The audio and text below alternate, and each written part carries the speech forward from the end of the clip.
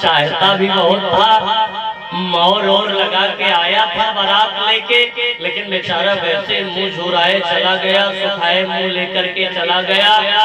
और अभी भी शादी नहीं किया। अगर तुम कहो तो कर दे उसे।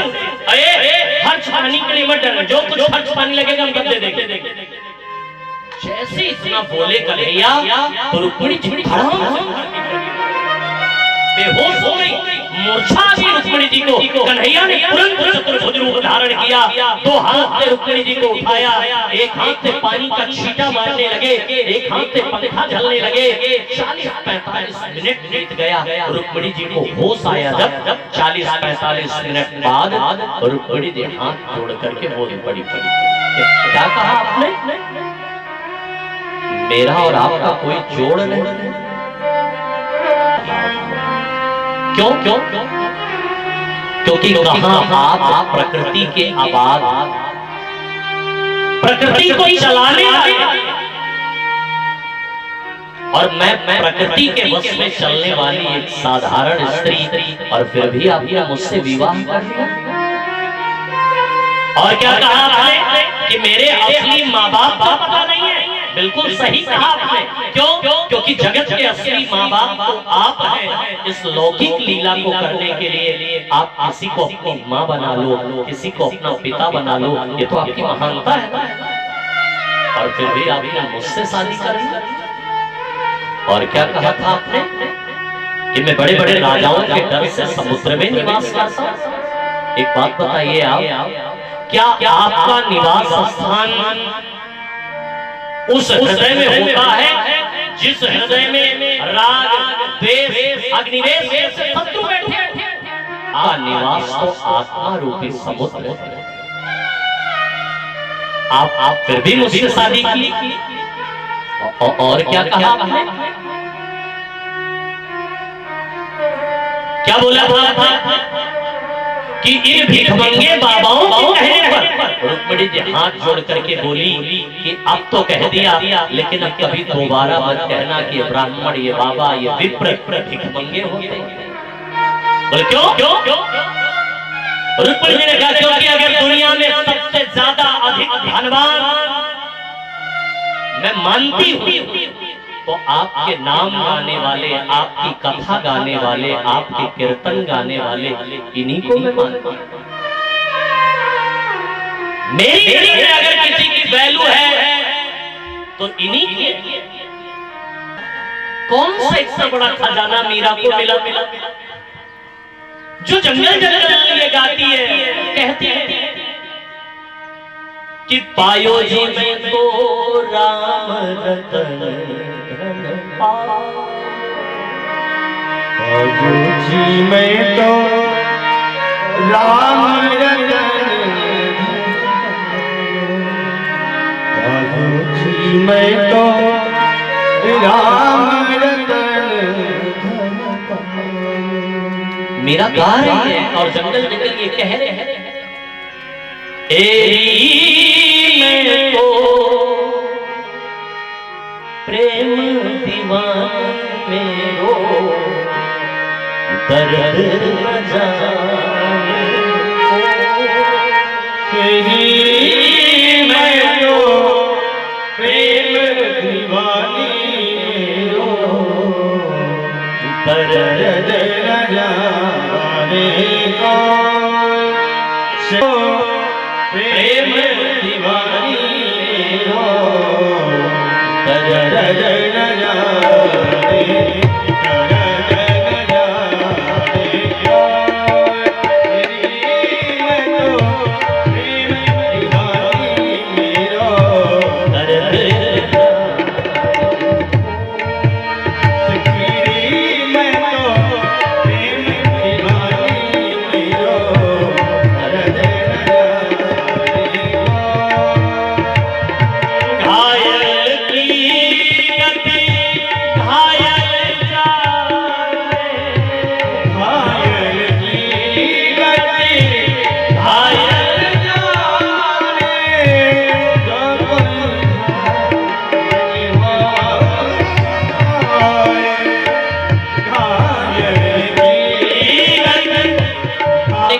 काला का लूटा हूं। रुक्मिणी जी थोड़ा समझ आप कर रहे हैं कि काले का लूटे हैं तब तो 16,108 विवाह किया, और कहीं गोरे होते तब।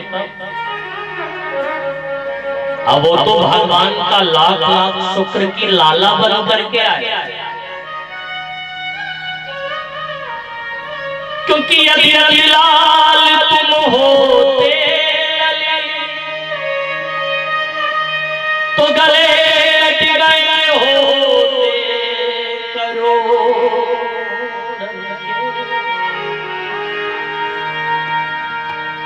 तो भगवान का लाख लाख शुक्र की लाला बन करके आए, और कहीं लाली बन करके आए होते तब पर भी 16,108 विवाह करते। मैंने बोला चुप चुप, तब तो हम भी एक ही करते। राजकुमार आपस में लड़ झगड़ के मर जाते। इस राजकुमारी तुम्हें विवाह करूंगा, इस राजकुमारी तुम्हें विवाह करूंगा, इस राजकुमारी मैं गृहस्थ आश्रम का वर्णन हुआ, और फिर आगे चल करके भैया पौंड्रक राजा का वध किया, पांडवों का राजसू यज्ञ पूर्ण करवाया, सबको अलग अलग व्यवस्थाएं दी गई। लेकिन कन्हैया अपने हाथ में क्या व्यवस्था लिए कि जो पंडित जी भोजन करके करने आएंगे हम उनका चरण धो लेंगे और उनका पत्तल उठाएंगे, क्योंकि जितना भोजन कराने का पुण्य मिलता है उतना ही ब्राह्मण का जूठा पत्तल उठाने में फल मिलता है। द्रौपदी को सेवा दी गई भोजन परोसने की, क्योंकि भैया भोजन परोसने की कला माताओं के अंदर ही होती है।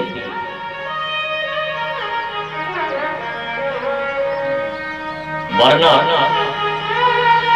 आजकल की तरह रोटी फुल्का, पुराने जमाने की माताएं रोटी भी बनाती थी तो बढ़िया हाथ से ऐसे कि 4 रोटी खा लो तो एकदम। आजकल रोटी पंखा फुल स्पीड पे हो तो रोटी थाली से बाहर। अच्छा हमरे जैसे खूब चकाचक खाने वाले हो, 2 रोटी रखे हो, गुरुजी और रोटी ले रहा तो एक आध हाँ दे दो। महाराज हमसे किसी ने कहा कि वहीं नहीं वहां कहीं किसी ने हमसे कहा, कहीं की बात याद नहीं कहाँ की, कहा महाराज हमारे यहाँ प्रथा है कि खात खात अगर पंडित जी शरीर छोड़ दे तो बहुत पुण्य मिले। कहाँ इधर पंजाब है या हरियाणा साइड ऐसे कोई है? तो वहां भोजन के लिए एक थेली 10 रुपया, 50 रुपया, 100 रुपया।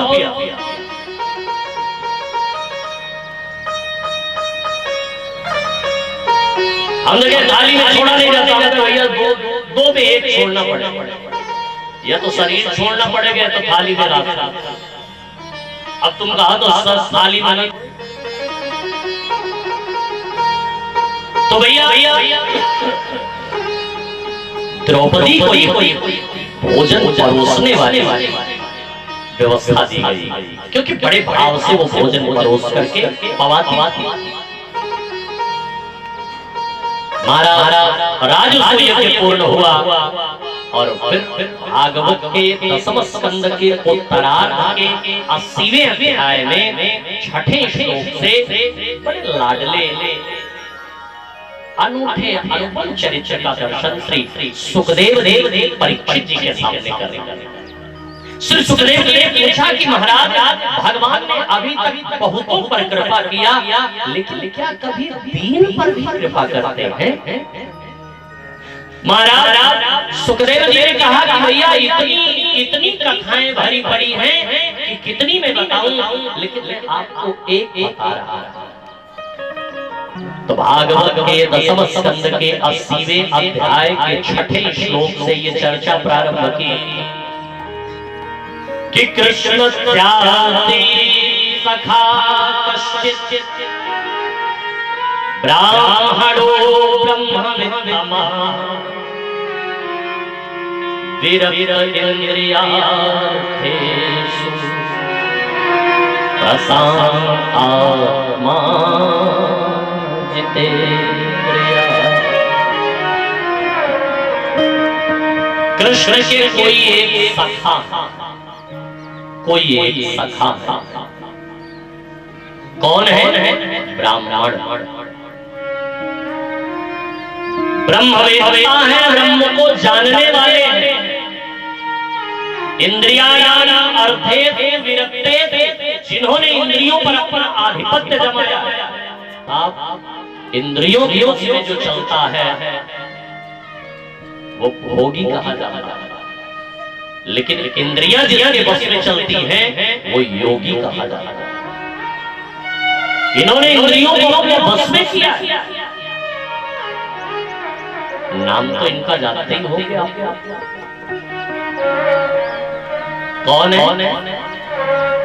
क्या नाम है? कृष्ण के इन सखा का क्या नाम है भाई? बोलो ना।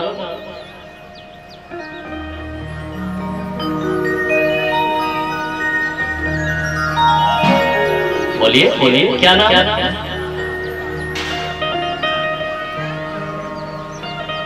सब जानो, सबको पता।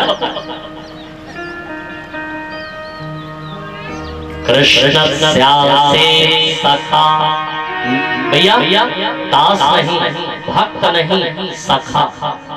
सखा का मतलब सखा किसे कहते हैं?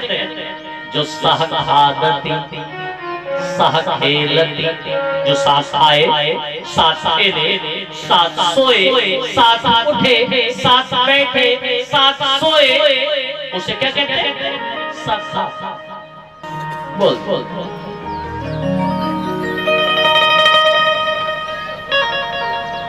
सुना है चाहे ना सुना है, आवाज न जा, बोल दे।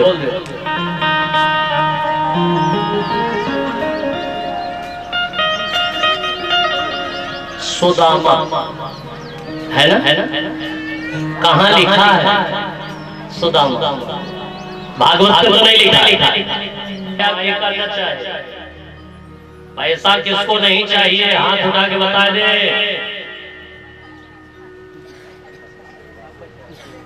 क्या करना चाहिए? अच्छा, किसको किसको चाहिए?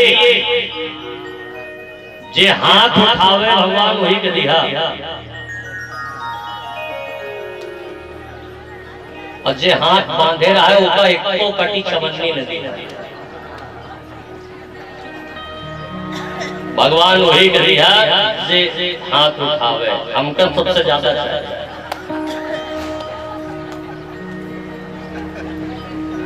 हाँ भाई, अर्थ अर्थान युग है। अगर लक्ष्मी नहीं रहे तो भाई इतना बड़ा आयोजन कैसे करेंगे आप बताइए? धना धर्म, धन है प्रभु। जिस लक्ष्मी से मेरे दरवाजे पर आपकी कथा होती है, जिस लक्ष्मी से मैं ब्राह्मणों की सेवा करता रहूं, जिस लक्ष्मी से मेरे यहाँ यज्ञ यागी कार्य होते रहे, जिस लक्ष्मी से मेरे घर में विप्र ब्राह्मण साधु दरवाजे पर आते रहे, ऐसी लक्ष्मी मुझे दीजिए। ऐसी लक्ष्मी न दीजिए कि जिससे भैया बेटे मदिरालय में जाएं।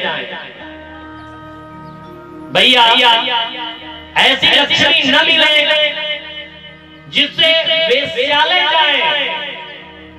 ऐसी लक्ष्मी नहीं चाहिए जो चिकित्सालय ले जाए।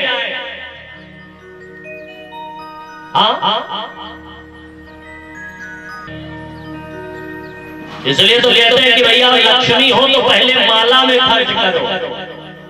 पंडित जी को खूब अनुष्ठान करवाइए, पूजा करवाइए, कथा करवाइए, और माला में अगर नहीं खर्च किए तो फिर आला वाला ले लेगा। डॉक्टर आला लगा और अगर माला वाला दोनों से बचा ले गए तो फिर भाला वाला। इसलिए भैया लक्ष्मी हो, लेकिन कैसी?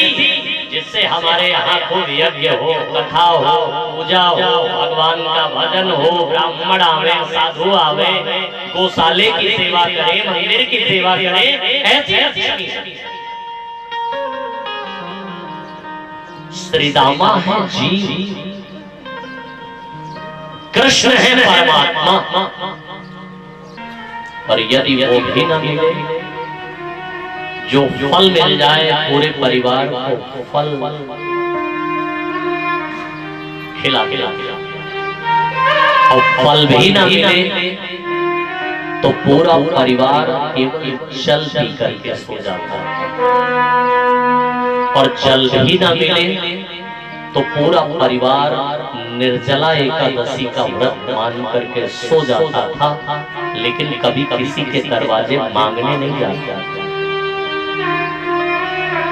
और साहब गरीबी के दिन जब आते हैं ना, किसी का समय थोड़ा सा गिर जाए ना, तो फिर देखो लोग क्या क्या नहीं कहते हैं।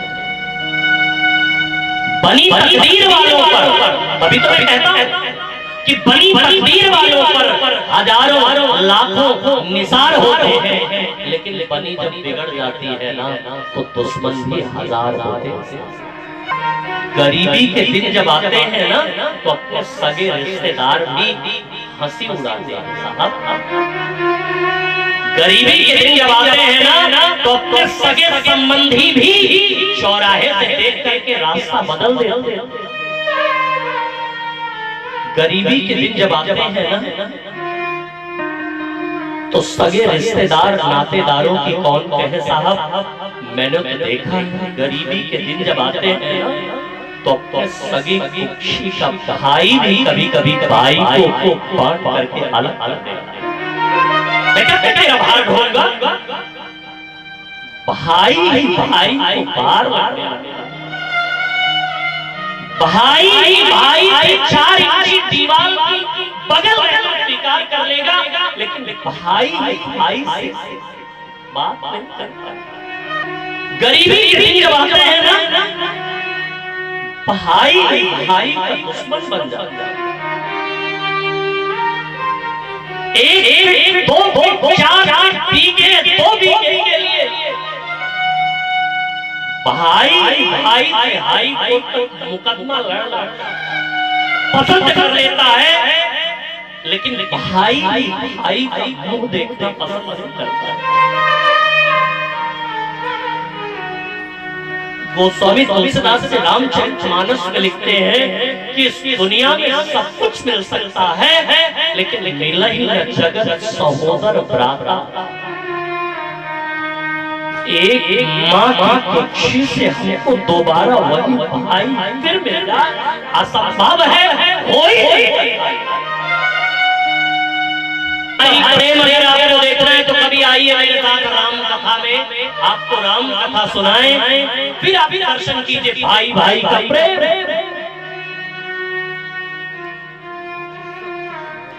महाराज दशरथ का शरीर शांत हो चुका है, श्रद्धांजलि सभा लगी। सब महाराज भरत को समझा रहे थे, भरत ले लो राजगादी, लेकिन भरत कुछ बोल नहीं रहे थे। उनकी आंखों से केवल आंसू बह रहे थे।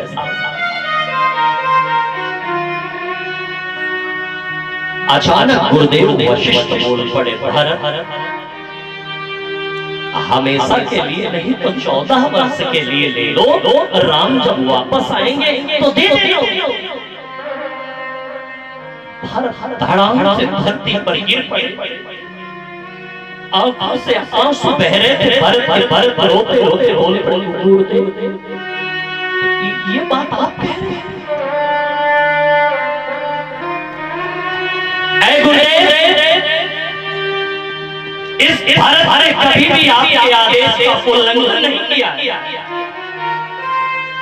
इस भारत ने हमेशा आपके आदेश का अक्षर पालन किया गया, लेकिन आज बात को ये काटता हुआ कह रहा है, क्या मेरे कुछ प्रश्नों के उत्तर आप देंगे मुझे?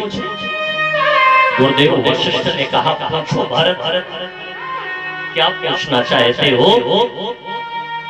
भरत बोल पड़े, गुरुदेव कृपा करके आप मुझे एक बात बताएंगे कि महारानी कैकेयी ने महाराज दशरथ से क्या वरदान मांगा था?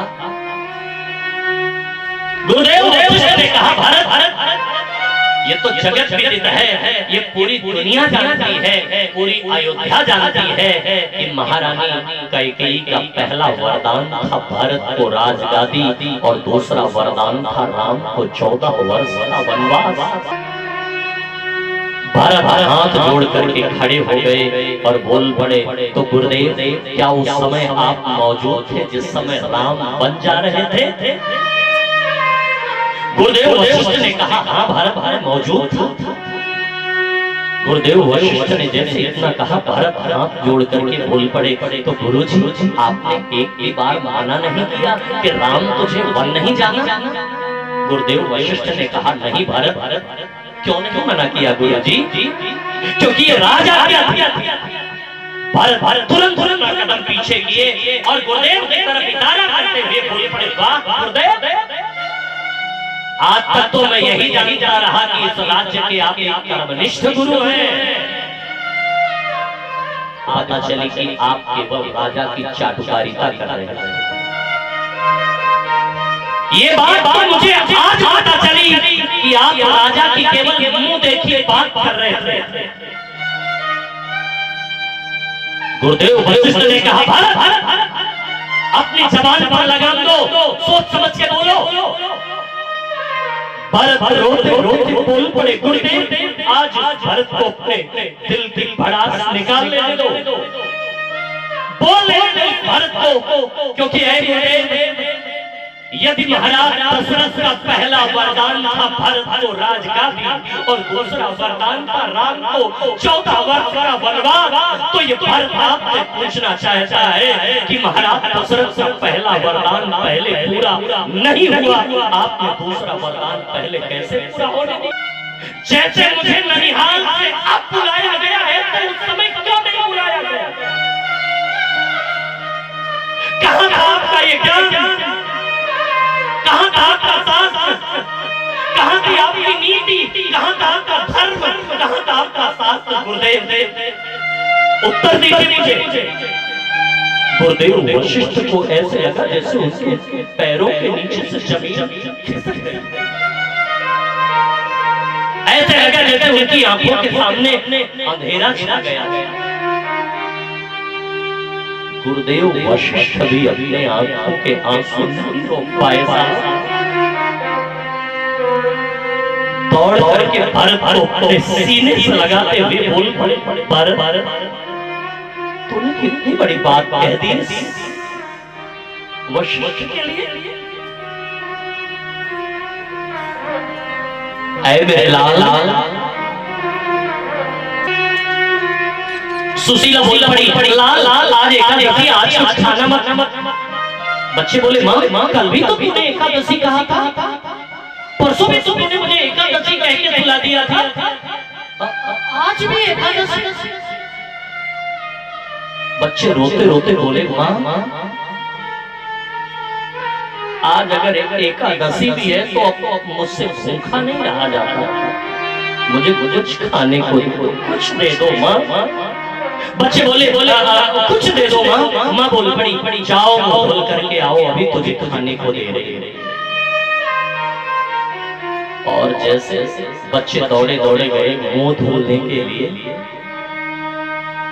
सुशीला चूल्हे में आग जलाई, बटलोई में जल भरा, ढक्कन से ढका, लकड़ी का टुकड़ा लेकर के बार बार उसी जल को घुमाने। बच्चे दौड़े दौड़े आए, माँ के पास बैठ गए। माँ क्या पका रही हो? क्या पका रही हो? लाल तेरे लिए चावल पका रहे हैं। बच्चे बोले, माँ कितनी देर में पक जाएगा? माँ बोली 5 मिनट। 5-7 मिनट बीता, बच्चे फिर बोल पड़े, माँ अब कितनी देर लगेगी? माँ फिर 5-7 मिनट बीता, बच्चे फिर बोले। जितनी बार बच्चे पूछते उतनी बार माँ कहती बस 5 मिनट, 5 मिनट, 5 मिनट। और साहब बच्चे तो बच्चे, भूख से छटपटाते बच्चे चूल्हे के सामने दीवार का सहारा लेकर के लुढ़क करके सो गए। 5 मिनट इंतजार करते करते बच्चे चूल्हे के सामने लेटे और सो गए। पूरी रात आंखों से आंसू बहाती हुई पूरी रात बीती।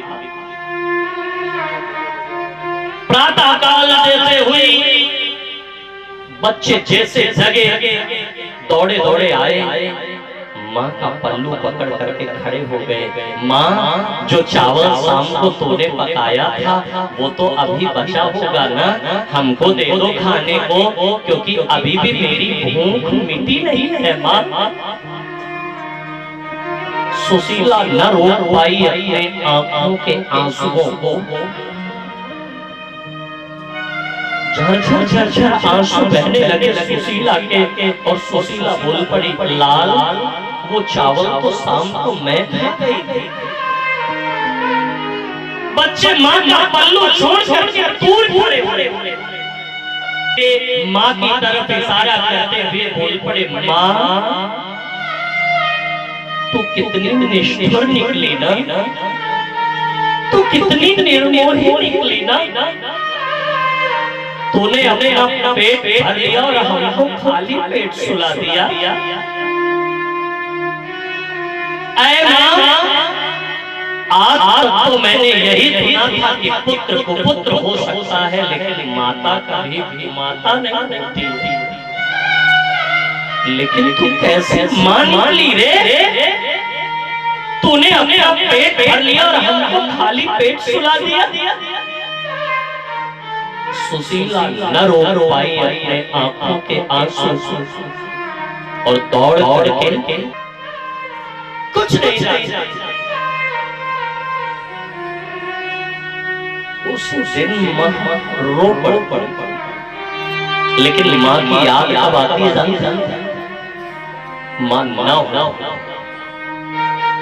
जोरों की भूख लगी हो आपको,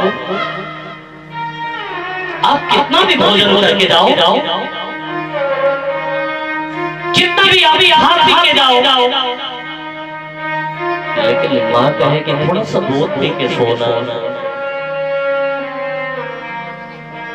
नहीं मेरी इच्छा नहीं है, मन नहीं है माँ। उस समय माँ कहती है, बेटा खाली पेट सोया नहीं जाता है, भगवान नाराज हो जाते हैं। किसी बहाने किसी बहाने कुछ ही खा के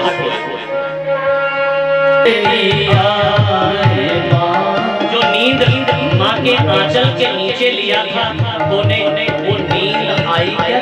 डल्लब के गद्दे में एसी कमरे में आई क्या? सूखे पे सोला मुझको अकेले जब चोटी लगे मुझको, चुपके से रोती सूखे पे सोला मुझको, तुम अकेले सोती जब चोटी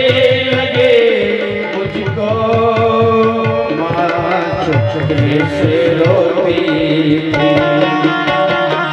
अब साथ नई माँ कोई छोटे जो लग जाएगा, तब जाने आए जब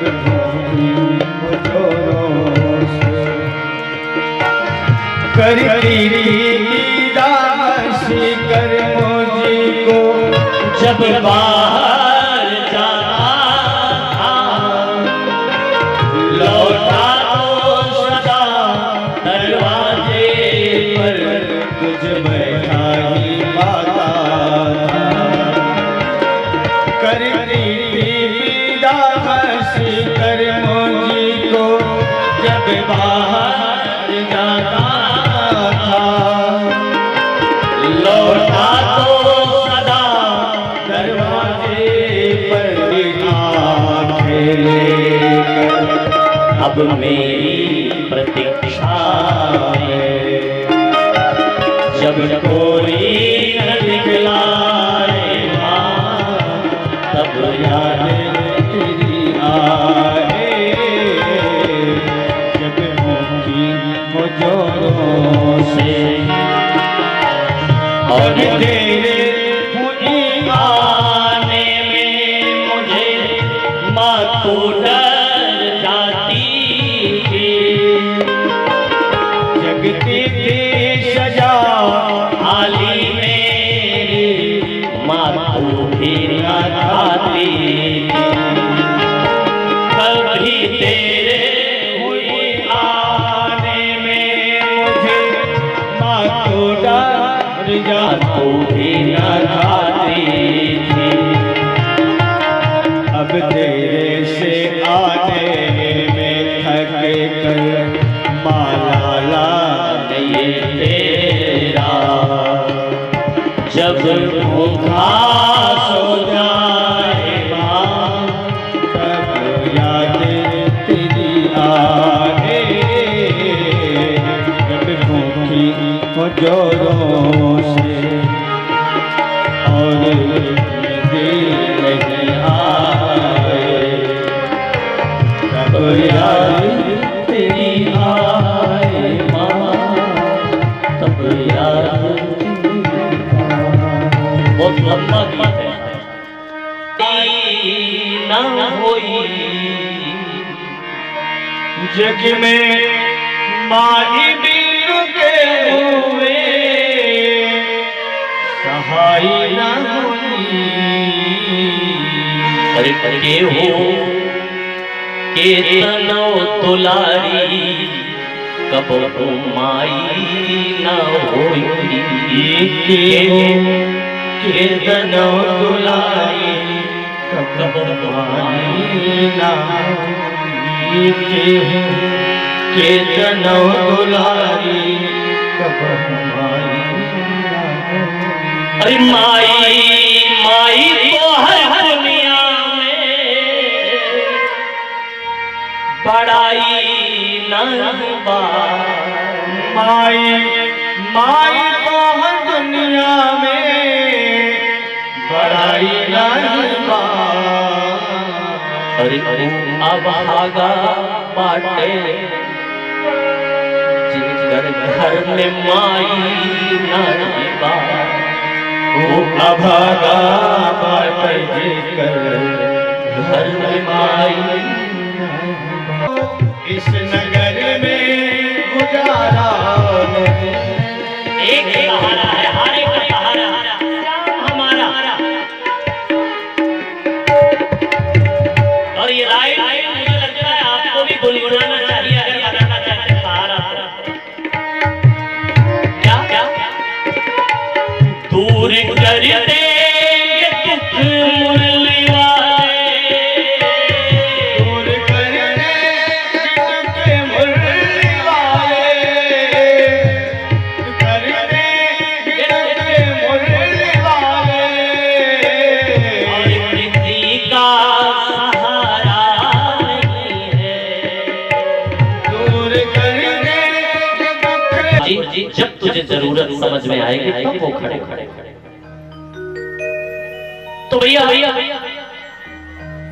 जैसे यदुकुल वासियों ने जाम्बवती के पुत्र सांब के पेट पे कपड़ा लपेट करके मजाक किया दुर्वासा जी ने श्राप दिया और भैया दुर्वासा जी के श्राप के कारण यदुकुल वासी आपस में लड़ है हंसा तो बैठिए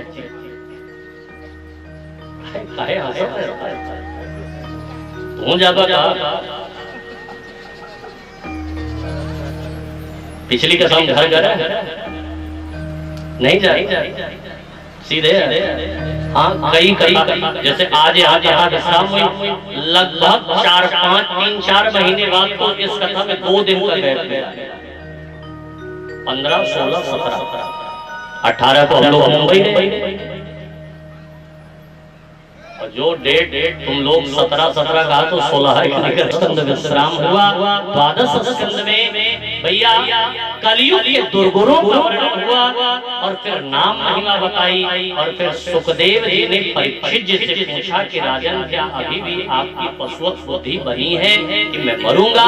तो परीक्षित जी बोल पड़े, अन्योस्मि अनुग्रहेतोस्मि, हे प्रभु मैं धन्य हो गया, अनुग्रहित हो गया, कृतार्थ हो गया, कृतकृत्य हो गया, अब मुझे इसका भय नहीं कि मैं मरूं।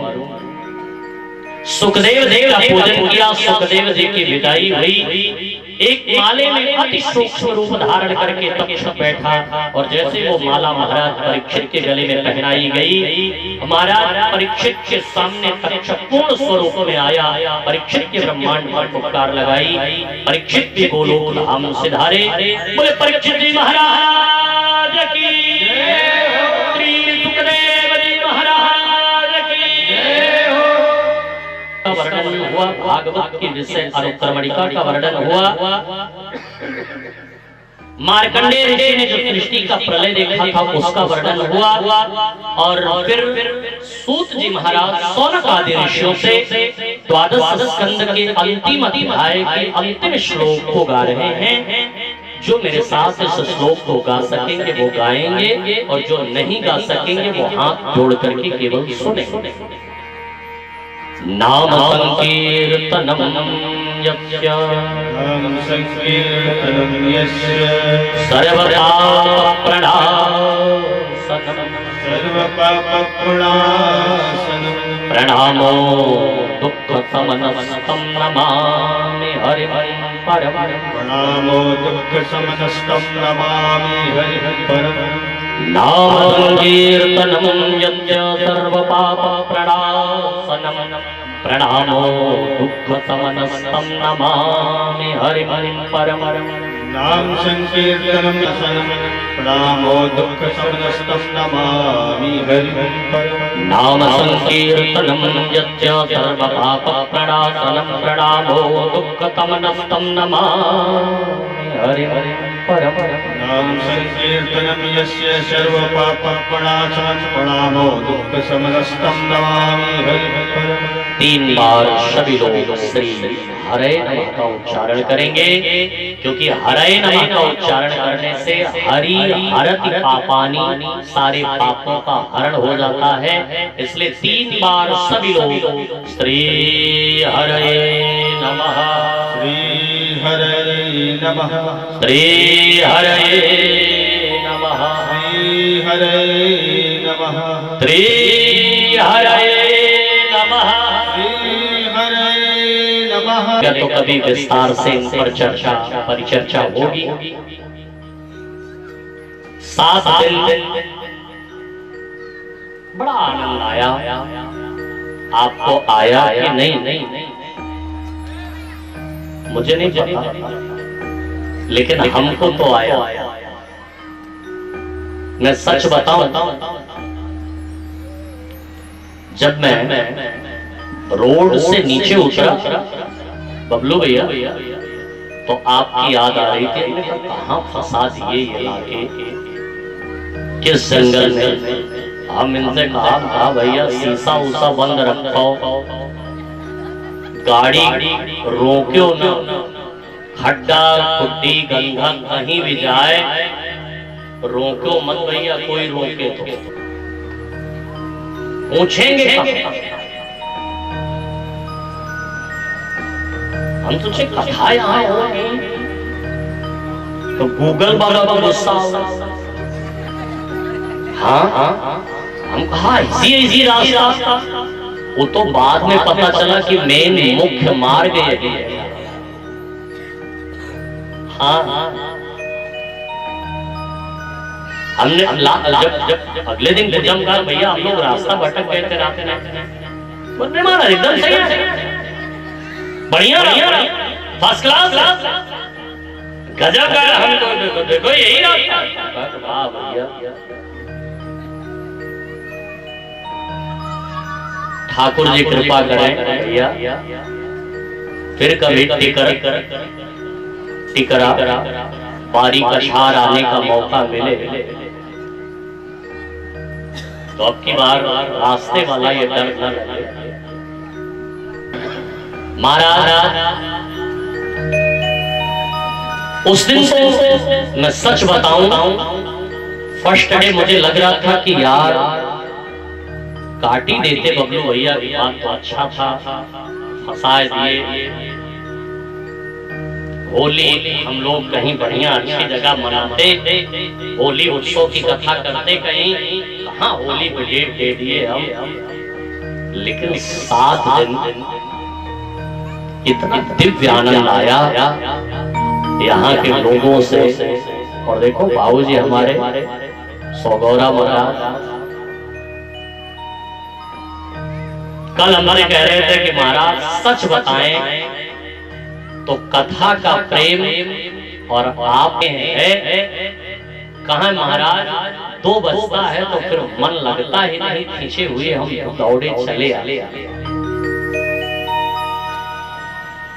हमको लगा कि देखो कितना अत्यंत स्नेह है का हो रहा है। उन्होंने कहा कि महाराज मैं सच बताऊं, सामाजिक सेवक होने के नाते समाज का दायित्व इन कंधों पर है, क्योंकि समाज ने हमको बहुत कुछ दिया। तो सामाजिक दायित्व होने के नाते मैं हर जगह जाने का प्रयास करता हूं, लेकिन रिश्तेदारियां थोड़ा कम निभाता हूं, ऐसा नहीं है, लेकिन थोड़ा सा समय पर, इतना ज्यादा नहीं आना चाहिए। इतना अत्यंत स्नेह यहाँ लोगों से मुझे मिला। बबलू भैया मैं आपको बहुत बहुत धन्यवाद देना चाहता हूँ कि आपने ऐसा समाज मुझे दिया, ऐसा प्रेम दिया कि पहले दिन तो मुझे अटपटा लग रहा था, लेकिन अब सही बताएं तो जाने का मन नहीं कर रहा है। ऐसा लग रहा है कि यह कुटिया जो है बढ़िया पटाऊं कोठा, खूब ठंडा है तो पंखो न लगावा तो दिनवा में वही मेरा खूब आनंद आओ, रात दिन पंखे की जरूरत है। हमने कितने लोगों को भैया वीडियो दिखाए, हमने कहा 5 स्टार फेल है, महलों में राजमहलों में खूब आनंद आया। देखो देखो चूहे आए, सो जाओ, फटर फटर मत हैं, तो हर साल क्यों ना अपने दरवाजे पर कथा करा करके भगवान को बुलाए, हर वर्ष अपने द्वार ठाकुर जी का स्वागत करें, उनका सम्मान करें। तो कथा उत्सव घर में भैया जब पितरों की कृपा होती है, ध्यान दीजिए, आपके घर में धार्मिक अनुष्ठान तभी होते हैं, देवता कृपा करते हैं तब नहीं, जब पितर कृपा करते हैं तब। इसीलिए कोई भी धार्मिक काम होता है तो नांदी मुख श्राद्ध होता है। क्यों? क्योंकि नांदी मुख श्राद्ध से जो पितर देव हो गए हैं उनकी तृप्ति होती है। इसलिए धर्मार्थ कार्य जब आपके अंदर आपके यहाँ होता है, जब पितर प्रेरित करते हैं, तब शीश देते हैं, तब आपके यहाँ यज्ञ अनुष्ठान, भागवत कथा, राम कथा, शिव पुराण, कोई भी कथा तब आपके घर होती है। जब पितर प्रेरित करते हैं, पितर आशीर्वाद देते हैं, तब बिना पितर अगर आपके घर में अनुष्ठान, पूजा, भागवत, राम कथा नहीं हो रही है तो समझ लेना कि पितृदोष है, पितृ नाराज चल रहे हैं। महाराज तो ऐसे आपके यहाँ इस पूरे क्षेत्र में खूब धार्मिक अनुष्ठान आयोजन होते रहे। और आप 19 तारीख से श्री शिव महापुराण की कथा लाइव सुनोगे। कौन कौन सुनने का मन बनाया हाथ उठा के बताएं।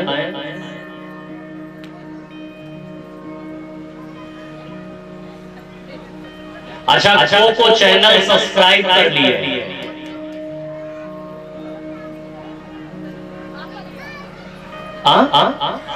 श्री देवव्रत जी डाल के किए कि नहीं? जबरदस्ती हाथ ना उठाओ भाई, नहीं किया होगा भैया, चैनल को आप सब्सक्राइब नहीं किए, मोबाइल को हर दिन भर नहीं किए। इससे ये फायदा होगा कि जब कथा प्रारंभ होगी तो नोटिफिकेशन आपके पास फट से आ जाएगा। कथा स्टार्ट नहीं किए तो कीजिए। जैसे श्री शिव महापुराण का जो भव्य आयोजन मुंबई पालघर में 19 तारीख से 27 तारीख तक आयोजित होने जा रहा है, वो लाइव आप उसका दर्शन कर सके, श्री शिव महापुराण की कथा का आनंद ले सके आप। और भैया और आपको मैं दे ही क्या सकता हूं, क्या देने लायक हूं मैं? आप सबने जो स्नेह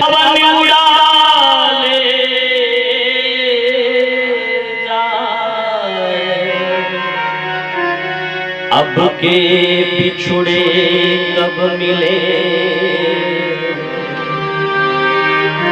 कहीं दूर पड़ेंगे जा। पत्ता टूटा डाल से पवन उड़ाए जाए, अभी के बिछुड़े सबको राम राम राम सीता राम राम सीता राम राम हरि राम राम राम सबको राम राम राम सीता मिलना जितनेगा हमारा तुम्हारा, रही जिंदगी तो मिलेंगे दोबारा। राम राम राम सबको राम राम राम हरि राम राम राम सबको। कल से नहीं कहेंगे आप तो जब दोनों हाथ उठा के ताली सजा के एक बार और बजा दो ना, एक बार और सही बजाइए ना जरा। कल से नहीं पड़े ताली, कल से नहीं कहेंगे, एक बार और सही। पीछे वाले भक्त भी जरा दोनों हाथ उठा के ताली सजा के देखो।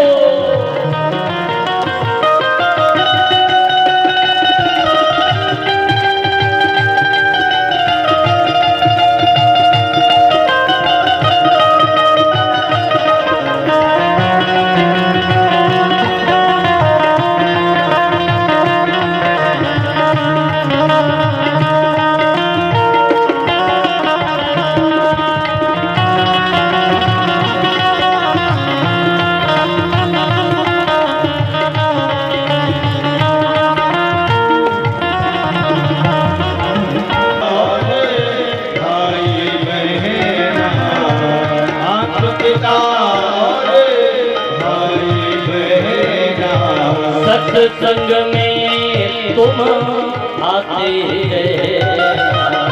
सत्संग में तुम आते रहना, मेरी विनती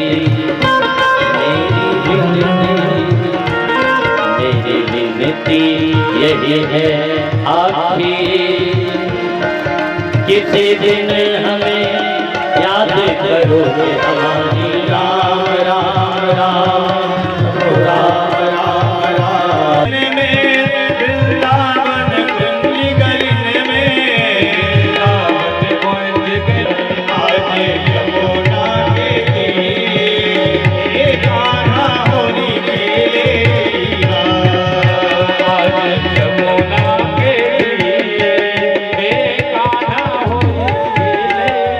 आज की है आरती भक्तियों को बाप से बेदार की, भागवत भगवान की है आरती भक्तियों को बाप से बेदार की। ये अमर ग्रंथ ये मुक्ति पंथ ये पंचम वेद निराला, नव ज्योति जगाने वाला।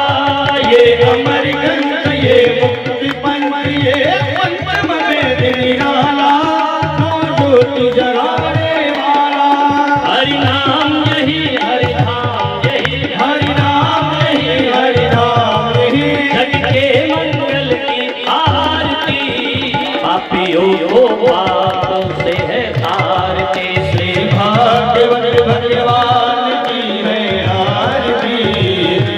कलियों को पाप से है तारते। ये यानी यानी जवाबानी जनवांतर कृता